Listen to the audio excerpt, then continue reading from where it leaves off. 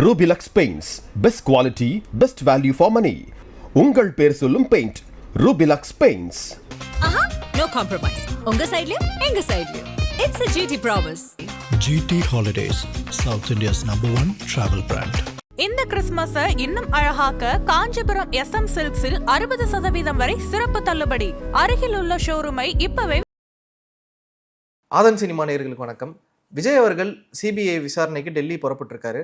Already Jananayagan issue, இப்போ இந்த கரூர் இஷ்யூடைய விசாரணை, இதோடைய முடிவு என்னவா இருக்க போகுதுன்னு தெரியல, ஜனநாயகனுடைய முடிவு என்னவா இருக்க போகுதுன்னு தெரியல. ஸோ இதெல்லாம் பற்றி டீட்டெயில்டாக டிஸ்கஸ் பண்ணுறதுக்காக நம்மளோட இணைஞ்சிருக்கார் பொலிட்டிக்கல் அனலிஸ்ட் MS விஸ்வநாத் அவர்கள். வணக்கம் விஸ்வநாத். வணக்கம்.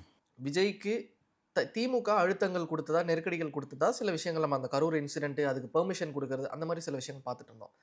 இந்த விவகாரம், குறிப்பாக இந்த ஜனநாயகன் படத்துடைய சென்சார் போர்டு விவகாரம் அண்ட் இப்போது இது நடந்துட்டு இருக்கிறது ஒன்று. இப்போ விஜய்க்கு சிபிஐ அங்கே டெல்லி போய் அங்கே நடக்கிற விசாரணை, இது எல்லாம் பார்க்கும்போது பாஜக விஜய்க்கு அரசியல் நெருக்கடி கொடுக்குதா, பாஜக வந்து தாவேகாவுக்கு வந்து அழுத்தங்கள் கொடுக்குதாங்கிற கேள்வி எழுந்துட்டு இருக்கு. இது எந்த மாதிரி பார்க்குறீங்க? உண்மையிலே பாஜக அரசியல் நெருக்கடி கொடுத்துட்டு இருக்கா? நம்ம இந்த பிக்சரை பார்க்கும்போது பாஜக வந்து ஒரு அரசியல் நெருக்கடி கொடுக்க பார்க்குது அப்படின்னு தான் நமக்கு தெரியும். ஆனால் இதில் ஒரு விஷயம் நம்ம யோசிக்கணும். கரூர் விவகாரத்தை சிபிஐ விசாரிக்கணும்னு கோரிக்கை வச்சதே விஜய் தரப்பு. ஆமாம் ஆமாம். ஸோ அவருக்கு விஜய்க்கு தெரியுமோ இல்லையோ, பட் அவங்களோட அனலிசிஸ்ட் இருப்பாங்க, ஸ்ட்ராட்டஜிஸ்ட் இருப்பாங்க, பொலிட்டிக்கலி எக்ஸ்பீரியன்ஸ் ஆள்லாம் தாவேக்காக இருக்காங்க. சிபிஐ கைக்கு போச்சு அப்படின்னா பாஜகவோட அழுத்தம் இருக்கும் அப்படின்றது விஜய்க்கு சொல்லியிருக்க மாட்டாங்களா, இல்லை விஜய்க்கு தெரியாம தான் இருந்திருக்குமா?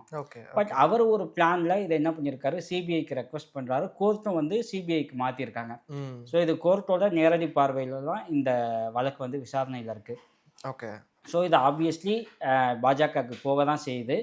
பாஜக எந்த மாதிரியான ப்ரெஷர் கொடுப்பாங்க அப்படின்னு நம்ம சொல்ல முடியாது. ஏன்னா பாஜகவோட விசாரணை எப்படி இருக்குன்னா, ஒரு 10-15 செட் ஆஃப் கொஸ்டின், நான் நம்பர்ஸ் டிஃப்ரெண்ட் ஆகலாம், பெரிய நம்பர்ஸ் தான், ஒரே டைப் ஆஃப் கொஸ்டின்ஸை வந்து என்ன பண்ணுவாங்க அப்படின்னா வேறு வேறு அஃபீஷியல்ஸ் வந்து விசாரிப்பாங்க. Okay okay. ஸோ இதுக்கு விஜய் வந்து ஒரே மாதிரி ஆன்சர் பண்ணுறாரா இல்லையா அப்படிங்கிறது தான் மேட்டர். இன்னொரு விஷயம் இங்கே நம்ம நோட் பண்ணணும். சிபிஐ வந்து விஜயை விட்னஸாக தான் ஆட் பண்ணியிருக்காங்க, தவிர அக்யூஸ்டாக ஆட் பண்ணல. ஓகே. ஸோ அதனால் விஜய்க்கு ஒரு பெரிய நெருக்கடி வர்றதுக்கான வாய்ப்புகள் கம்மி கம்மி கம்மி. ஸோ ஆனால் பாஜக வந்து இந்த ப்ரெஷர் ஏதோ ஒரு கொடுத்துக்கிட்டே இருக்குது. விஜய் ரொம்ப நாள் ஹோல்ட் பண்ணுது, இந்த டேட்டுக்கு வந்து அப்பியர் ஆகுங்கன்னு சொல்லுது. அப்படிங்கிறப்போ இது பாஜக நேரடியாக இதை பண்ணல, மேபி சிபிஐ பின்னாலேயோ இந்த மாதிரி ஒரு டாக் ஒன்று ஓடிட்டுருக்கு, பொலிட்டிக்கல் டாக் ஒன்று ஓடிட்டுருக்கு. இப்போ என்னுடைய கேள்வி என்னென்னா, விஜய் தாவேக்காவுடைய எதிரி திமுக தான் அப்படிங்கிறப்போ பாஜக ஏன் அதை பண்ணணும் அப்படிங்கிற கேள்வி. சரி, இது நம்ம பார்த்தோம் அப்படின்னு வச்சுக்கோங்களேன், விஜய் வந்து ஆன்டி டிஎம்கே அப்படிங்கிற ஸ்டெப்பை தான் எடுத்திருக்காங்க. நீங்கள் தமிழ்நாடு அரசியலை நீங்கள் திருப்பி பாருங்கள். ஏடிஎம்கே ஆரம்பித்தது anti DMK, MDMK anti DMK, PMK anti DMK, DMDK anti DMK, இப்படி தொடங்குற எல்லா கட்சியுமே ஆன்டி டிஎம்கே தான் ஸ்டார்ட் பண்ணுவாங்க. ஈவன் MNM கூட. ஓகேங்களா? ஸோ இப்போ விஜயும் அதான் எடுக்கிறாரு. இது எந்த வகையில் அப்படி ஆன்டி டிஎம்கே எடுக்கிறாங்க அப்படின்னா, ஏற்கனவே ஆன்டி டிஎம்கே ஓட் பேங்கை இங்கே அக்வயர் பண்ண பிஜேபி ஒரு கட்சி இருக்குது, அதிமுக இருக்குது, பாமக இருக்குது, விஜயகாந்த் இருக்காங்க. ஸோ விஜயும் வரும்போது இந்த ஆன்டி டிஎம்கே ஓட்டு ஸ்பிளிட் ஆகும். இது ஆப்வியஸ்லி டிஎம்கேக்கு ப்ளஸ் தான். ஸோ விஜய் என்ன நினைக்கிறார் அப்படின்னா, திமுகவை அழிக்கணும்னு நினைக்கிறார், எதிர்க்க நினைக்கிறார். ஸோ எதிர்க்கணும் அப்படின்னா அங்கே திமுக இருக்கணும். அப்போ விஜய் வந்து யாரோட பிளேஸை ரீப்ளேஸ் பண்ண பார்க்குறாரு அப்படின்னா, ஆப்வியஸ்லி அது ஏடிஎம்கேவோட பிளேஸ். ஓகேங்களா? ஸோ ஏடிஎம்கே பிளேஸை ரீப்ளேஸ் பண்ணுறதுக்கு ஆல்ரெடி அந்த ரேஸில் யார் இருக்கா, பிஜேபி இருக்கா. இப்போ நமக்கு முன்னாடி யார் ஓடிக்கிட்டு இருக்கான்னு பார்க்கும்போது விஜய். ஸோ நாம் பிடிக்க நினைக்கிற பிளேஸ் எங்கே விஜய்க்கு போயிடுமோ அப்படிங்கிற ஒரு ஐயப்பாடு பிஜேபிக்கு இருக்கு. ஸோ அதன் மூலியமா ஒரு பொலிட்டிக்கல் ப்ரெஷர் கொடுக்கலாம் அப்படிங்கிறது என்னோட கணிப்பு. இப்போ இதனால பிஜேபி அழுத்தம் கொடுக்கலான்னு சொல்றீங்க. ஆனால் சமீபத்தில் அண்ணாமலை கரூர் விவகாரத்திலே இருக்கட்டும், இப்போ இந்த ஜனநாயகன் விவகாரத்திலே இருக்கட்டும், கொஞ்சம் சாஃப்ட் கார்னர் விஜய்க்கு காட்டுற மாதிரி தெரியுது அவங்க கொடுக்குற பேட்டிகள்ல. அது எனக்கு என்னால் புரிஞ்சுக்க முடியல. சரி, நம்ம பாலிடிக்ஸை பொறுத்த வரைக்கும் ஆன் தி கேமரா என்ன பேசுகிறாங்கன்னு வச்சு நம்ம எதையுமே கணிக்க முடியாது. பிஹைண்ட் தி கேமரா வேற ஒன்று பேசிக்கிட்டு இருப்பாங்க. ஸோ இந்த விவகாரத்தில் விஜய்க்கு வந்து ஒரு சாஃப்ட் கார்னர் காமிக்கிறது, விஜய் ஃபேன்ஸ் மத்தியில் பிஜேபி பக்கம் ஒரு ப்ரெஷர் திரும்பாமல் இருக்கணும். அதுதான் பாயிண்ட். நீங்கள் கரூர் விவகாரத்தில் டிஎம்கே எப்படி விஜய்க்கு வந்து ஒரு சாஃப்ட் கார்னர் காமிச்சாங்க. ஓகேங்களா? ஏன்னா அந்த கோவம் வந்து திமுக பக்கம் திரும்பிடாமல் இருக்கணும். நீங்கள் தெலுங்கானாவில் இந்த ஃபேன் மூமெண்ட்ஸ், ஃபேன்ஸ் எல்லாம் அசம்பிள் ஆனப்போ ஒரு டெத்து, அதுக்கு வந்து தெலுங்கானா கவர்மெண்ட் வந்து அல்லு அர்ஜுனை அரெஸ்ட் பண்ணாங்க. ஆமா. ஓகேங்களா, அப்படியான ஸ்டெப் எதுவுமே இங்கே இல்லை. அல்லு அர்ஜுனை வந்து ஒன் டே அரெஸ்ட் பண்ணிட்டு விட்டோன்னா ஒட்டுமொத்த இண்டஸ்ட்ரியும் நேராக போய் அல்லு அர்ஜுன் வீட்டுக்கு போய் அவரை பார்த்து பேசிட்டு வந்தாங்க. அதுக்கு தெலுங்கானா சிஎம் வந்து கடினமாக வந்து ஒரு கமெண்ட் பாஸ் பண்ணார். இங்கே இறந்தவன் குடும்பத்தை பார்க்காம அங்கே போய் பேசிட்டு இருக்காங்க, இது என்ன இண்டஸ்ட்ரி அப்படின்ட்டு. அப்படியான எந்த டோனும் இங்கே டிஎம்கே எடுக்கவே இல்லை. ரொம்ப சாஃப்டாக தான் அணுகுறாங்க விஜயை. ஏன் அப்படின்னா அந்த கோவம் வந்து கம்ப்ளீட்டாக டிஎம்கே பக்கம் திரும்பிடக்கூடாது அப்படிங்கிறதுலையும் டிஎம்கே தெளிவாக இருக்குது. It's all every thing is politics. So camera முன்னாடி என்ன பேசுகிறாங்க அரசியல்வாதி, மைக்குக்கு முன்னாடி என்ன பேசுகிறாங்க, அது வந்து மேட்ரு கிடையாது. பின்னாடி என்ன பேசிக்கிட்டு இருப்பாங்க அப்படிங்கிறத நம்ம சேர்த்து கவனிக்கணும். ஓகே. இப்போ எந்த ஒரு பொலிட்டிக்கல் மூமெண்ட் நடக்கும் போதும் ஒன்று அந்த தலைவருக்கான வாக்கு சதவீதம் அதிகமாகும் இல்லை கம்மியாகும். இப்போ விஜய்க்கு ஸ்டாண்டர்டாக ரசிகர் வாக்குன்னு ஒரு 5 to 10% இருந்ததுன்னு வச்சுக்கோங்களேன், கட்சி ஆரம்பித்து அவருடைய செயல்பாடுகள்லாம் வரும். கரூர் சம்பவத்துக்கு அப்புறமா அந்த வாக்கு சதவீதம் நம்ம குறையும், ஏன்னா இது விஜய் மேலே தவறு, அவர் தாமதமாக வந்ததோ இல்லை அந்த கூட்டத்தை கட்டுப்படுத்த முடியாது அப்படின்னு நம்ம நினைக்கும் போது ஒரு ஸ்லைட்டரான ஒரு இன்க்ரீஸ் நம்மளால் கவனிக்க முடிஞ்சுது. மக்கள் வந்து ஒரே மனுஷனை போட்டு ஏன்பா இவ்வளோ போட்டு டார்ச்சர் பண்ணுறீங்க அப்படிங்கிறது வந்து ஒரு பரிதாபமாக மாறிச்சு. இப்போ இந்த சிபிஐயும் நான் ஒப்பிட்டு கேட்கணும்னு நினைக்கிறேன். ஏன்னா சிபிஐ வந்து ஒரு ஒரு அதிகாரத்தின் கஸ்டடியில் விஜய் ஒரு விஷயத்த பண்ணிட்டு இருக்காரு. போயிட்டு இப்போ தான் ஒரு சென்னை வந்திருக்கிறாரு சமீபத்தில். பட் அப்படி இருக்கும்போது இது பரிதாபத்துக்குரிய வகையில் விஜய்க்கான வாக்கு சதவீதம் அதிகமாகுமா, இல்லை குற்றவாளியோ இல்லை வந்து அந்த குற்றம் சார்ந்து ஏதோ ஒரு பிம்பம் அவர் மேலே அந்த நிழல் படிகிறதுனாலையோ அவருக்கு வாக்கு சதவீதம் கம்மியாகுமா? என்னோட கணிப்பு இப்போ ஆரம்பத்தில் நிறைய பேர் விஜய்க்கு வந்து 25% மேலே ஓட் பேங்க் இருக்குது அப்படின்னாங்க. ஸோ என்னோட கணிப்பு விஜய் வந்து பாலிடிக்ஸ் என்ட்ரு பண்ணும்போது அவருக்கு ஒரு அரௌண்ட் 10% இருக்குது அப்படின்னு நான் யூகிச்சேன். ஏன்னா எப்பயுமே ஒரு 10% ஓட் பேங்க் வந்து ஒரு மாற்றம் வேணும் அப்படின்னு வெயிட் பண்ணுவாங்க. புதுசாக அரசியல் கட்சி ஸ்டார்ட் பண்ணுறவங்க அது இன்னைக்கு விஜய்க்கு இருக்குது, நாளைக்கு வேறு யாராச்சும் வந்தால் அவங்க ஷிஃப்ட் ஆகிடுவாங்க. ஸோ இது இனிஷியலாக ஒரு 10% இருக்குது அப்படின்ட்டு. பட் அவருக்கு கொடுத்த நெருக்கடிகள் அந்த 10 ஓட் பேங்க் வந்து 15% வரைக்கும் இன்க்ரீஸ் ஆகியிருக்குன்னு நான் நினைக்கிறேன். ஸோ கரூர் விவகாரம் வந்து விஜய் மேலே, அதாவது தாவேகா தொண்டர்களுக்கும் விஜயோட ரசிகர்களுக்கும் விஜய் மேலே கோவத்தை ஏற்படுத்தலை. அந்த ஓட் பேங்க் அப்படியே இருக்குது. இது என்னன்னா ஒரு ஸ்டேபிளான ஒரு நல்ல ஒரு லீடர் வேணும் அப்படிங்கிற நினைப்பாங்கல்ல, இந்த 2 பார்ட்டி வேண்டாம், புதுசாக ஒரு ஆள் வேணும், ஸ்டேபிளாக வேணும், அவங்க விஜய் ஃபேன்ஸாக இருக்க மாட்டாங்க. அந்த ஓட் பேங்க் இப்போ எக்ஸ்பேண்ட் ஆகாமல் கரூர் விவகாரம் ஸ்டாப் பண்ணியிருக்குன்றது என்னோட கணிப்பு. ஓகேங்களா, ஏன்னா இவர் எதுவும் பேசலை, இவர் அதுக்கான ஒரு பொறுப்பு எடுத்துக்கலன்னு போது இவரை ஒரு மாற்று சக்தியாக நான் பார்க்க ரெடியாக இல்லை அப்படிங்கிறது. பட் விஜய் ஃபேன்ஸாக இருக்கட்டும், தாவேகா தொண்டர்களாக இருக்கட்டும், ஸ்டில் அவங்க விஜய் பக்கம் தான் இருக்காங்க. ஓகே. ஸோ இப்போது இது அதிகமும் ஆகலை கம்மியும் ஆகலை, அப்படியே நின்றுட்டு இருக்கு. இதுக்கப்புறம் விஜயோட செயல்பாடுகள் பொறுத்து அது மாறும்னு சொல்ல வரீங்க? இது விஜயோட செயல்பாடை பொறுத்து மாறும். பட் பரிதாபமாக மாறுமான்னு கேட்டிங்க. கரூர் விவகாரம் அந்த டைமிங்கில் விஜய் மேலே சில கோபங்கள் வருத்தங்கள் இருந்துச்சு நிறைய பேருக்கு. அது எல்லாமே இந்த ஜனநாயக இஷ்யூலையும் சிபிஐ இஷ்யூலையும் மாறிட்டு இருக்கு. ஏன் விஜய் எவ்வளவு டார்கெட் பண்ணணுமா, இட்ஸ் ஆக்சிடென்ட். யாருமே அது விஜய் மேல பழி சொல்ல, அது ஒரு விபத்து. அதுக்காக விஜய் இவ்வளவு டார்கெட் பண்ணுமா அப்படிங்கிற பரிதாபம் வந்து விஜய்க்கு வருது. இது வந்து விஜயோட ஓட் பேங்கை மேபி இன்க்ரீஸ் பண்ணலாம், இருக்கிறது குறையாம பார்த்துக்கலாம். ஓகே, இப்போ இந்த டார்கெட் பண்ற விஷயம் இருக்குல்ல, இது இப்போ எலெக்ஷனுக்கு இன்னும் ஒரு 3-4 மாசம் தான் இருக்கு. டேட் அனௌன்ஸ் பண்ணிட்டாங்கன்னா நம்ம அக்யூரேட்டா சொல்லலாம். இப்போ வரைக்குமே அது கண்டினியூ ஆகிட்டு இருக்கிறதுக்கான ரீசன் விஜய் எலெக்ஷன் பிரச்சாரம் பண்ணக்கூடாது, எந்த ஊர்களுக்கும் செல்லக்கூடாதுன்ட்டு திட்டமிட்டு நெருக்கடி கொடுத்து ஸ்டாப் பண்ணுறாங்களா? ஏன்னா அவர் சமீபமாக ஈரோட்டில் மக்களை சந்தித்தாருன்னு நினைக்கிறேன், if I am not wrong.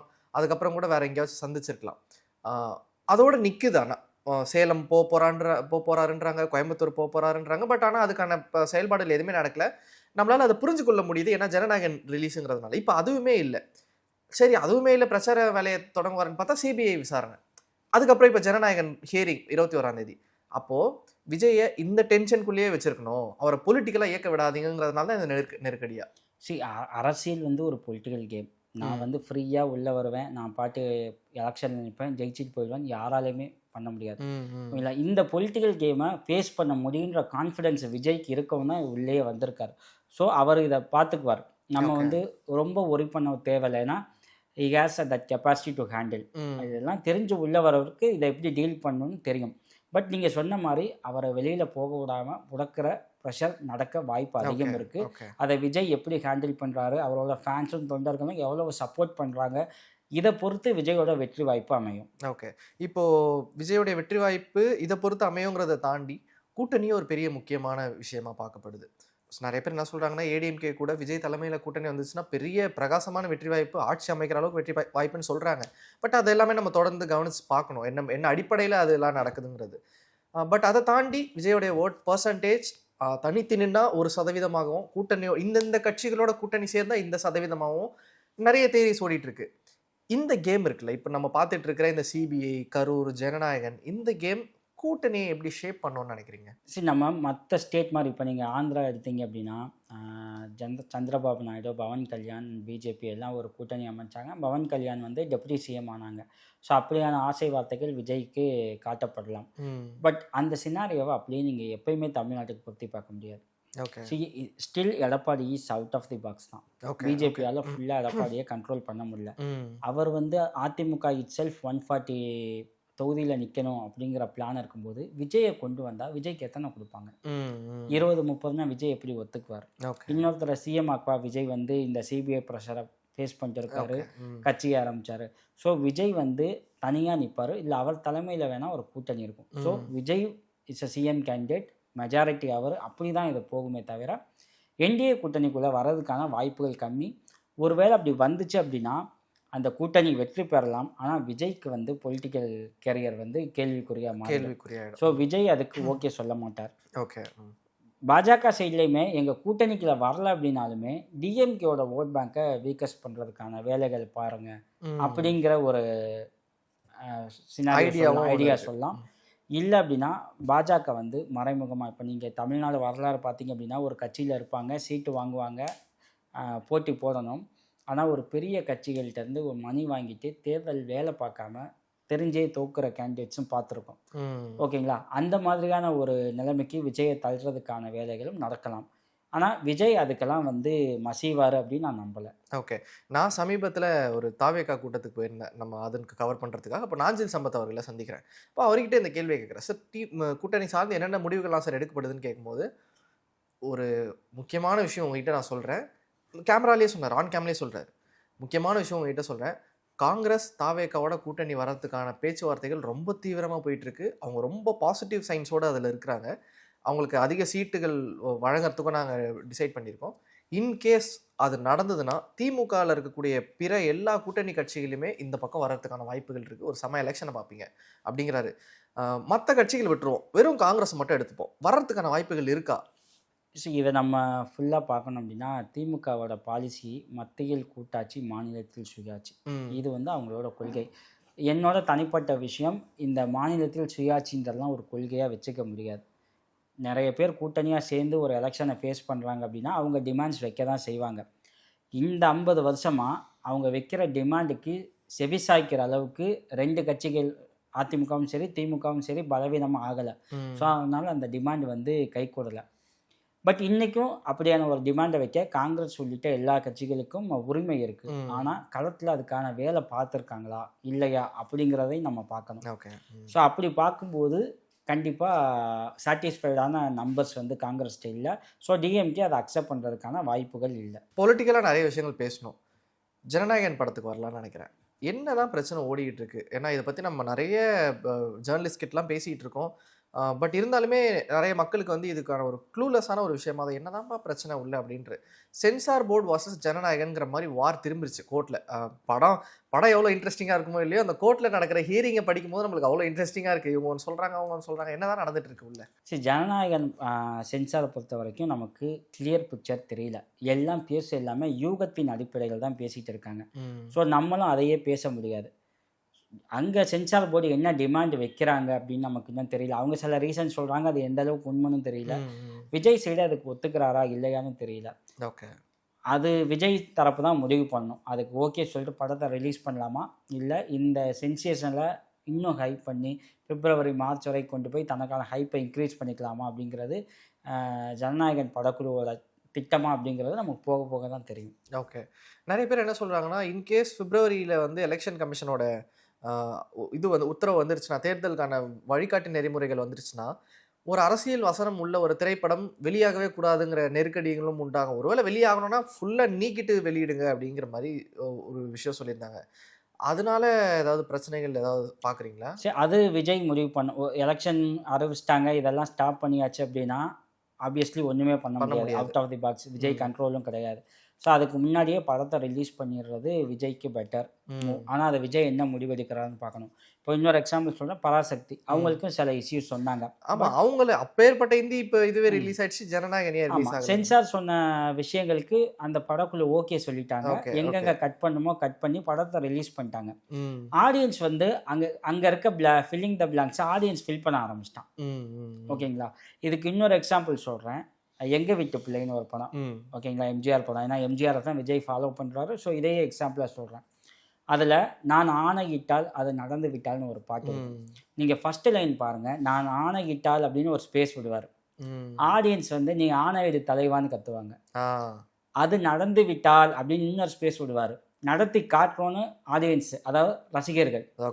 இது வந்து ஒரு தலைவனுக்கும் ரசிகர்களுக்கும் இடையில இருக்க பாண்டிங். ஓகேங்களா? ஸோ இப்படியான ஒரு விஷயத்த டெஃபினட்டாக விஜயாலையும் பண்ண முடியும். ஜனநாயகனில் எங்கெங்கெல்லாம் கட் பண்ணுறாங்களோ அந்த பிளாங்க்ஸை வந்து இங்கே விஜயோட ஃபேன்ஸ் வந்து ஃபில் பண்ணுவாங்க. அது விஜய்க்கு ஒரு பெரிய பூஸ்டாக தான் அமையும்.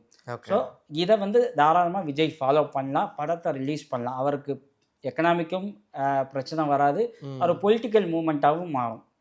ஓகே. இப்போ இந்த ஜனநாயகன் படத்துக்கு உண்டான பிரச்சனை இருக்குல்ல, இந்த படத்தை இதை சுற்றி விஜய் மேலே ஒரு குற்றச்சாட்டோ இல்லை விமர்சனமோ வைக்கப்படுது. என்னன்னா, தன்னுடைய படத்து மேலே வரக்கூடிய பிரச்சனைக்கே விஜய் அவர்கள் கருத்து சொல்ல மாட்டாரு. அப்படிங்கிறப்போ எப்படி மக்களுடைய பிரச்சனை கருத்து சொல்லுவாருங்கிற ஒரு கேள்வியே ஒன்று இருக்குது. ஸோ இப்போ விஜயோடைய சைலன்ஸ் இருக்குல்ல, அது மக்களுடைய நம்பிக்கையை சம்பாதிக்குமா இழக்குமா? ஸோ இப்போ நம்ம ஜென்ரலாக பார்க்கணும். நான் வந்து உங்கள்கிட்ட ஒரு இஷ்யூன்னு வந்து நிற்கிறேன். நீங்கள் எனக்கு வந்து பதில் சொன்னீங்க அப்படின்னா தான் உங்கள் மேலே எனக்கு ஹோப் வரும், இல்லைன்னா வராது. உங்களை எனக்கு நல்லா தெரியும் அப்படின்னா உங்கள்கிட்ட சொல்லிட்டா போதும். ஓகேங்களா? இப்போ நம்ம சாமி கும்பிட்றோம். ஓகேங்களா? போய் பேசுகிறோம், எந்த ரிப்ளையும் இல்லை, பட் ஒரு சாட்டிஸ்ஃபைட் நம்ம சொல்லிட்டோம். விஜய் ஃபேன்ஸுக்கும் சரி, தாவேகா தொண்டர்களுக்கும் சரி, விஜய் அமைதியாக இருக்க பிரச்சனை இல்லை. இது அவரோட ஸ்ட்ராட்டஜி. அவங்களுக்கு பிரச்சனையே கிடையாது. ஸோ அந்த ஓட் பேங்க்கு எந்த வகையிலுமே அஃபெக்ட் ஆகாது. ஆனால் ஒரு பொதுஜன மக்கள், ஒரு மாற்றத்தை எதிர்பார்க்குற மக்கள் இந்த அமைதியை விரும்ப மாட்டாங்க. ஸோ விஜய் வந்து பேசினார் அப்படின்னா தான் அவங்களோட சப்போர்ட் கிடைக்கும். அது வந்து எலெக்ஷனில் ரிஃப்ளெக்ட் ஆகும். எல்ஸ் வந்து விஜய் ஃபேன்ஸ் அண்ட் தாவேகா தொண்டர்களோட ஓட் பேங்க் மட்டும்தான் விஜய்க்கு இருக்கும். தமிழ்நாடு ரூல் பண்ணணும் அப்படின்னா அவர் பேசணும், கருத்து சொல்லணும். ஏன்னா விஜய் என்ன ஸ்டாண்ட் எடுக்கிறார் அப்படின்னு தெரிஞ்சாதான் அவன் செலக்ட் பண்ணலாமா வேண்டாமான்னு ஒரு முடிவுக்கு வருவான். இந்த அமைதி வந்து நாளடைவில் இவர் எதுக்கும் பேசலை, நம்ம என்ன பண்ணுறதுன்ட்டு கொஞ்சம் மன வருத்தத்தோட வேறு ஆப்ஷன் தேடி போயிடுவான். ஓகே. விஜயோடைய அரசியல் செயல்பாடுகள் பார்க்கும்போது அது திமுகவை எதிர்க்கும் வழியாக தான் இருக்குதே தவிர்த்து அழிக்கும் வகையில் எந்த இதுலையுமே இல்லை. ஏன்னா அவர் வந்து அக்னாலேஜ் பண்ணுறாரு, 2 பேருக்கு தான் போட்டியே, திமுக தாவேகா அப்படிங்கிறத திரும்ப சொல்லிக்கிட்டு இருக்காரு. ஏன் வந்து மற்றவங்களால எதிர்க்க மாட்டீங்க, களத்தில் இருக்கிறவங்கள தானே இப்போ எதிர்க்க முடியும். அப்படிங்கிறப்போ திமுக களத்தில் தான் இருக்குங்கிறத விஜய் அக்னாலேஜ் பண்ண தானே செய்கிறாரு. அப்போது விஜய்க்கு திமுக மேலே எந்த குற்றச்சாட்டுமே இல்லைங்கிறது தான் இதோடைய ரீடிங் பிட்வீன் த லைன்ஸாக தான் இருக்குது. அவர் பண்ணுறது எல்லாமே குறிப்பாக சொல்லணும்னா தமிழ்நாட்டையோடைய மிகப்பெரிய 2வது கட்சி, இன்றைக்கி நிலைமையில் 2வது கட்சின்னு சொல்லக்கூடிய அதிமுகவை ரீப்ளேஸ் பண்ணி அந்த இடத்த நம்ம எடுத்துக்கணும். இந்த வருஷம் இந்த எலெக்ஷனில் ஆட்சி வரலனா கூட எதிர்கட்சி தலைவராக ஆகிடணும் அப்படிங்கிற எய்மோட தான் விஜய் இயங்கிட்டு இருக்காரா? நம்ம தமிழ்நாட்டை நம்ம ஏற்கனவே சொன்ன மாதிரி டிஎம்கேன்றது ஒரு ஐடியாலஜிக்கல் பார்ட்டி. காங்கிரஸ்க்கு அப்புறம் திராவிடியன் ஐடியாலஜிக்கலோட ஃபஸ்ட்டு ஓனர்ஷிப் டிஎம்கே. ஓகேங்களா? ஸோ டிஎம்கேவை நீங்கள் அப்போஸ் பண்ணால் ஐடியாலஜிக்கலி அப்போஸ் பண்ணணும். பட் அதுக்கப்புறம் வந்த அதிமுக, மதிமுக எல்லா கட்சிகளும் அதே ஐடியாலஜியோடு இருந்தாங்க. ஸோ அவங்களும் டிஎம்கேவோட அகேன்ஸ்டாக வச்சாங்க. ஸோ தமிழ்நாட்டோட அரசியல் டிஎம்கே விசஸ் ஆன்டி டிஎம்கே தான். ஸோ இந்த ஆன்டி டிஎம்கேல யார் இருக்கா? இத்தனை வருஷம் ஏடிஎம்கே இருந்தாங்க. இப்போ அடுத்து நம்ம வரணும்னு பிஜேபி நினைக்கிது. விஜயோட பொலிட்டிக்கல் சினாரி எப்படி இருக்குன்னா அந்த பிளேஸை ஃபில் பண்ணுற மாதிரி இருக்குது. ஸோ அது பிஜேபிக்கும் ஒரு த்ரெட். ஸோ பிஜேபி வந்தாலும் சரி, விஜய் வந்தாலும் சரி, இன்னொரு எண்டில் டிஎம்கே இருக்க போகிறது கன்ஃபார்ம்டு. ஸோ விஜய் வந்து ஆன்டி டிஎம்கே ஓட்டை தான் திரும்ப ஸ்ப்ளிட் பண்ணுறாங்க. ஆன்டி பிஜேபி ஓட்டை ஸ்ப்ளிட் பண்ணால் மட்டும்தான் திமுகவை அழிக்க முடியும். இப்போ ஆன்டி பிஜேபி ஓட்டுனா இப்போ ஃபார் எக்ஸாம்பிள் டிஎம்கேவோட ஓட் பேங்க்கில் மிக முக்கியமானது மைனாரிட்டி ஓட் பேங்க், முஸ்லீம் ஓட் பேங்க். அப்போது விஜய் அதை டார்கெட் பண்ணியிருக்கணும். டார்கெட் பண்ணியிருந்தால் ஆட்டோமேட்டிக்காக டிஎம்கேவோட ஓட் பேங்க் ரெடியூஸ் ஆகிருக்கும். ஆனால் விஜய் அதற்கான எந்த ஸ்டெப்பும் எடுக்கலை. இப்போ திருப்பரங்குன்றம் இஷ்யூ வந்துச்சு, ஆமாம். அவர் மைனாரிட்டி ஸ்டாண்ட் எடுத்து நின்று இருந்தார் அப்படின்னா அந்த முஸ்லீம் ஓட் பேங்க் ஒரு பார்ட் வந்து விஜய் பக்கம் திரும்பி இருக்கும். ஸோ ஆட்டோமேட்டிக்காக டிஎம்கேயோட ஓட் பேங்க் ரெடியூஸ் ஆகிருக்கும். ஆனால் அங்கே விஜயோட சைலன்ஸ் என்ன ஆயிடுச்சு, நமக்காக பேசுகிற ஒரே ரெப்ரசன்டேட்டிவ் டிஎம்கே தான் அப்படின்னு சொல்லி மைனாரிட்டிஸ் எல்லாமே அகைன் டிஎம்கே பக்கம் தான் நிற்கிறாங்க. Okay okay. இது விஜய் பண்ண ஒரு மிஸ்டேக்னு சொல்ல மாட்டேன், இது ஒர்க் அவுட் ஆகாத ஸ்ட்ராட்டஜி. ஸோ அவரோட டார்கெட் வந்து ஏடிஎம்கே பிளேஸை ரீப்ளேஸ் பண்ணுறது தான். அவரும் திரும்ப திரும்ப சொல்கிறாரு டிஎம்கே விசஸ் டிவிகே தான். அப்போ டிஎம்கே இருக்கணும்னு தான் அவரும் நினைக்கிறாரு. ஆமாம் ஆமாம். அப்போ ஆப்வியஸ்லி டிஎம்கே இருக்கும். ஓகே. ஏடிஎம்கேவை ரீப்ளேஸ் பண்ண முயற்சி பண்ணுறாரு, அதுக்கு பிஜேபி அலோவ் பண்ணாது. அதோட பாலிடிக்ஸ் தான் இப்போ பார்த்துக்கிட்டு இருக்கோம். Okay okay. இப்போது எனக்கு யாரை நினச்சி ரொம்ப கஷ்டமாக இருக்குன்னா ஏடிஎம்கே. ஏன்னா என்றைக்குமே போன எலெக்ஷன்லாம் பார்த்தீங்கன்னா அவங்க ஒரு பெரிய சேலஞ்சை ஃபேஸ் பண்ணாங்க. எடப்பாடி பழனிசாமி அவர்கள் சிஎம்மாக இருந்து அடுத்த எலெக்ஷன் வந்து எல்லாருக்குமே நமக்கு தெரிஞ்சிச்சு எம்கே ஸ்டாலின் தான் வரப்போகிறாரு அப்படிங்கிறது. அண்ட் அந்த சேலஞ்சை நம்ம எப்படி ஓவர் கம் பண்ணி எனக்கு தெரிஞ்ச அவர் அந்த எலெக்ஷனில் ஓரளவுக்கு நல்லாவே பெர்ஃபார்ம் பண்ணாரு. ஏன்னா கிட்டத்தட்ட ஒரு 80 சீட்டுக்கு மேலே வின் பண்ணியிருந்தார். இப்போது அதையும் விட அதிகமான சீட்டை ஜெயிக்கணும் அல்லது முதலமைச்சர் அப்படிங்கிற இடத்துக்கு போய் நம்ம உட்காரணும். ஏன்னா வந்து ஒரு 5 வருஷமாக நம்ம ஆட்சியில் இல்லாமல் போயிட்டோங்கிற ஸ்ட்ராட்டஜியில் இருந்த எடப்பாடி பழனிசாமிக்கு விஜய் டிவிக்கேங்கிறது 2வது த்ரெட்டு, டிஎம்கேங்கிறது ஃபஸ்ட்டு த்ரெட்டுனா இது 2வது த்ரெட்டு.